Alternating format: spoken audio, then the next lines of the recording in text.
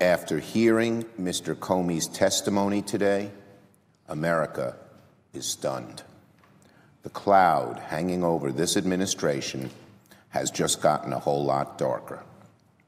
I want to commend both the chairman, Senator Burr, and the vice chairman, Senator Warner, for the way they ran this hearing. The Senate and the American people are better informed as a result of their work. Few committee hearings in the history of the Senate have produced the kind of eye-opening testimony that we heard today. In its wake, I'd like to make a few points.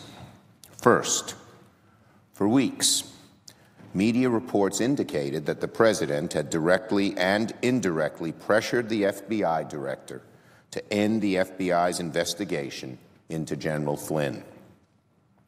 Innuendos and intimations swirled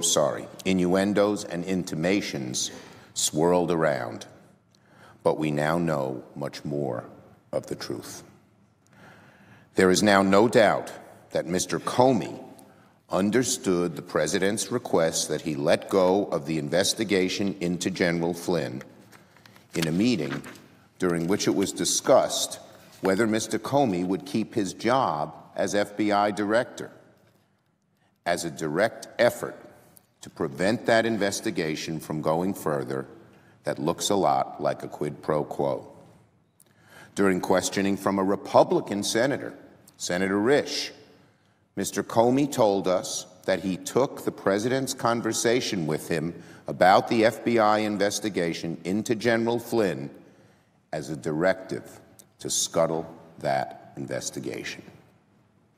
It is clear that President Trump's legal defense is to refute Mr. Comey's account. Well, the president threatened Mr. Comey with the release of tapes of their conversation. Presumably, that includes the conversation when President Trump asked Director Comey to, quote, let go, unquote, of the Flynn investigation. It's awfully curious that no one from the president's team will either confirm or deny the existence of the tapes, when the tapes are the only way to prove that Mr. Comey's testimony, which came under oath, are false or misleading. President Trump, if you disagree with anything the director said today, play the tapes for all of America to hear, or admit that there were no tapes.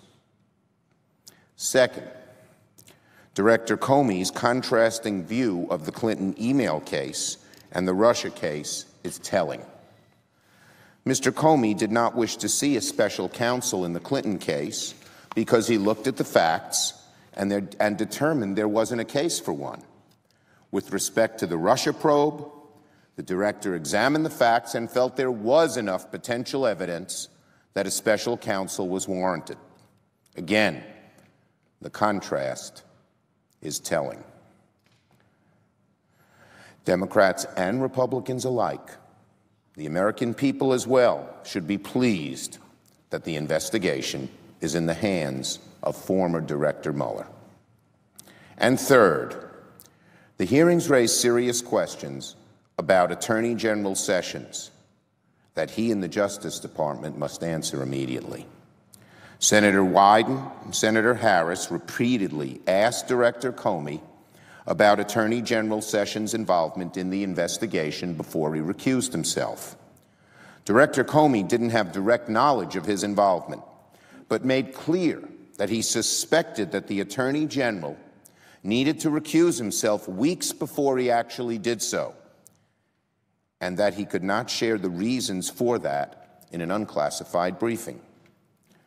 So, we need to know the answer to a number of questions regarding the Attorney General, the Senate Intelligence Committee investigation, and Special Counsel Mueller ought to get to the bottom of this matter. In conclusion, Mr. Comey's testimony has been very enlightening, but there is much work ahead for investigators in Congress and those under the direction of Mr. Mueller. Thank you. I yield the floor. Summer.